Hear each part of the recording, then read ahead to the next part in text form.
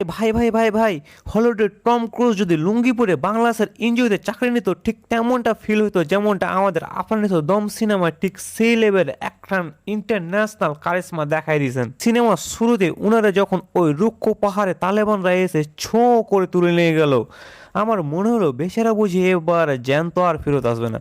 কিন্তু ডিরেক্টর রনি ভাই উনারে জিম্মি বানালেও স্ক্রিন প্রিন্টে এমন একখানে হিরো হিরো ভাব ধরে রাখছেন, যে কোনো সময় মনে হইতে পারতো নিশো ভাই গোয়া থেকে এসে লাইভে বলবেন, hello গায়স, welcome back to my urban travel blog. ঢাকায় বসে চঞ্চল ভাই যেভাবে টেবিলের ওপর ফাইল আপড়াচ্ছেন আর চশমার ফাঁক দিয়ে ডেডলি লুক দিচ্ছেন, মনে হচ্ছিল নিশো ভাইয়ের ফাইল আটকাচ্ছেন নাকি আড়ালে বসে নিজের কোনো আন্ডারওয়ার্ল্ডের কাজ করছেন। ওনার এক একটা এক্সপ্রেশন যেন পুরো থ্রিলার ভাইব চাঙ্গা হয়ে ওঠে।